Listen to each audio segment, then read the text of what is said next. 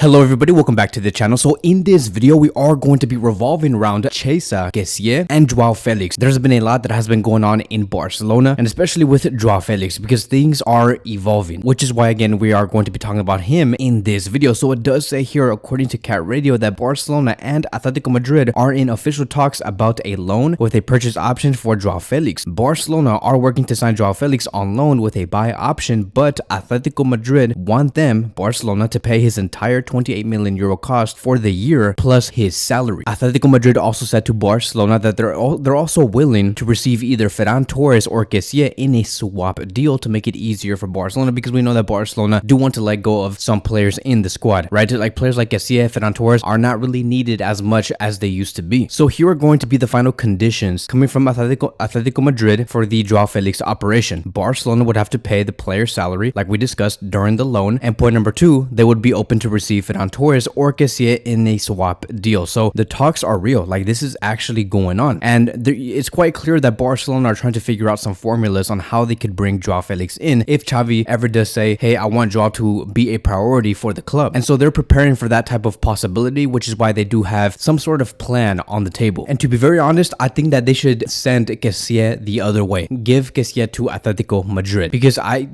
do think that Kessie is worth around 25 million euros. Remember, we got him for free, so the fact that he's worth 25 million euros is a big plus for us. And assuming that the mandatory option to buy him after the loan spell is around 70 to 80 million euros, then by the end of the loan for Barcelona, we could end up paying around 45 to 55 million euros for João Felix. Now, I know that we have also been told that Atletico Madrid have told Jorge Mendes that the minimum they are going to be asking for João Felix is going to be 80 million euros. Atletico Madrid want nothing lower than that, but I just feel like Atletico Madrid will do Barcelona a favor, even though I know that historically Atletico Madrid has never really done any big favors for Barcelona, but because there's so much pressure in the club, because they know that this transfer is not working out and that Diego Simeone does not want to work with him, nor does João Felix want to work with Diego Simeone, I feel like they will be flexible. I feel like they'll say, okay, we'll reduce his cost maybe by around 10 million euros, and yes, we can also include Kessie or Ferran Torres to sweeten the deal. But I just really feel like it's going to be Kessie, man. Like, I really feel like Kessie is a player that Diego Simeone would like, based off the playing style that he does implement at Atletico Madrid. So there is definitely pressure from Atletico Madrid to let go of João Felix as soon as possible, and they have to do it very quick. And so in the end, I want us to understand one thing. Barcelona do have to do a lot of things if they ever decide to bring João. They have to do a lot of operations, they have to speak to multiple agents. It's going to have to be a very creative deal, which is why we're hearing Helena Condis say this: the arrival of João Felix is highly unlikely. The club considers the operation economically unfeasible. Also, Xavi does not count on the Portuguese as a priority, which is very true. Like, many were saying, hey Kevin, like, this is not true. Helena Condis just said that it's economically impossible for Barcelona to afford the player, which, yeah, like, yes, that's true. That's very true. It's almost impossible, but it is not completely impossible. Barcelona can pull it off. It's just a lot of things do have to take place in order to complete the move. And then, of course, what does not help is the fact that Xavi is saying João is not a priority right now. Now, to get one thing very clear, yes, João Felix is not a priority for Xavi Hernandez, but in terms of who is going to be the first option on the left wing, like to bring in and reinforce the left wing position, it would be João Felix. If you were to ask Xavi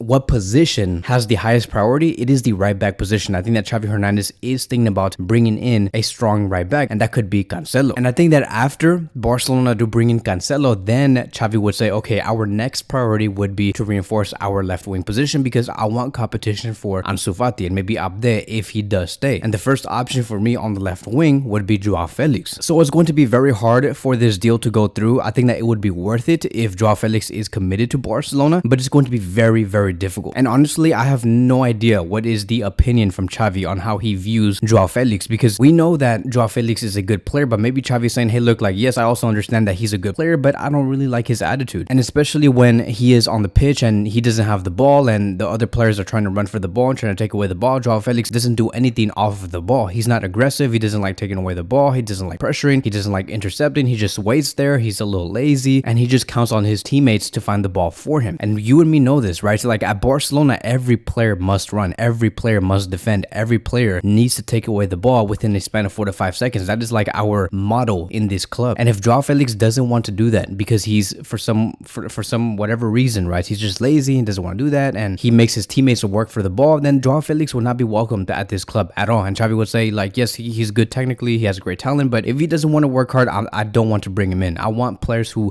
actually want to be here and would fulfill the demands that I am going to be giving out, because Felix gives so little off the ball, and Xavi could find that as a real issue. Now again, we never know, like things could change, like I could be wrong, and maybe we hear in about 2 weeks that Xavi Hernandez has spoken with João Felix, and Xavi says, yes, he's a player that does convince me because of the way that he spoke to me, and he's very committed towards bringing his best version at Barcelona, which is why I'm giving the green light and I want the club to sign João Felix. So I could be wrong, like things could change and he can come to Barcelona and become probably the best player for Barcelona for all I know, or maybe become one of the top best 20 players in the world. We never know. But as of now, his signing does really get me a little nervous. Now another conversation I want to have with you guys is another potential option that we could have on the left wing, which is Chiesa. And I want to give my input on this because I have been asked, hey Kevin, what do you think about Chiesa being one of the options for the left wing? You know, like he has been one of the most promising Italian players in a very long time. Like, could he be welcomed at Barcelona? And so let me speak on this for just a moment. It says here, according to Sport, that Chiesa has a tense relationship with Allegri, who is the coach of Juventus. Barcelona like the player very much and have been following him for months, although they have doubts about the player's physical condition, and he does have a high salary. And then we have other reports coming from Spain also explaining that Juventus are open to a Chiesa and Kessie swap deal with Barcelona. Barcelona like the Italian player very much. Now, here's the thing, right? It does sound good. It does sound good. Like, if you just read the headlines, it sounds amazing. But I just don't believe that this report is true. And let me explain why. If you really pay attention to how this Italian player has played in the past 18 months, it has not been so great, mainly because he hasn't played. And why hasn't he played? It's because he encountered a very serious ACL injury, I believe, back in January 2022, and it took him out until October 2022, all the way until almost the World Cup. So he was out for about 10 months. And ever since he came back from that injury and he continued to play for his club team, he lost his speed. Like, if you pay attention to his games and you look at him before the injury and after the injury, those are two very different players, and he definitely lost like the spark. He lost the flair. I remember seeing him in the Euros of 2021. He was amazing. He was fast. He was able to bring Italy to a very good place. They even won the Euros, and Chiesa was part of that success. But now he's just a different player. He lost a lot of things ever since that injury. I don't know if this reminds you of somebody that we have right now at Barcelona, but the same thing could be said about Ansu Fati. Ansu Fati lost his spark. He lost his flair. We can say also the motivation after that long-term injury that he did encounter about 18 months ago. So Chiesa and Ansu Fati do have very similar stories, and the last thing that Barcelona want and that Xavi Hernandez also wants is to have another version of Ansu Fati or another version of Ferran Torres. Like, we don't want to have another person in this squad that we have to worry about on finding his form. Because if you were to ask me, should we sign Chiesa, but he was on the form of 2021, I would say yes, like get him at whatever cost. But seeing him now in this current form, I would say I wouldn't really consider it. And that's also another reason why I just don't really believe in these reports on how Barcelona like the player very much and that they've been following him for months. I just don't believe it. I don't believe that Xavi Hernandez and Laporta would sacrifice so much time and energy just so they could bring in someone like Chiesa, knowing Barcelona's economic difficulties, and then he ends up coming over here and he just underdelivers. He doesn't really show much, and he ends up being another Ferran Torres or another Ansu Fati. Now, I know that it does sound very negative for me to say this, but it is the reality of the player right now. And, you know, like with Barcelona, it takes so much for us to bring one player in. And so we have to make sure that that one player brings a lot into the club, sportingly. Like, if anything, if we want to reinforce our left wing position, don't even bother getting Chiesa right now. I would just stick with Abde, and we have our three options being Abde, Ansu Fati, and João Felix if they do end up signing him. And so that is it. That is going to be wrapping up today's video. Thank you guys so much for watching, and I will see you guys in the next one.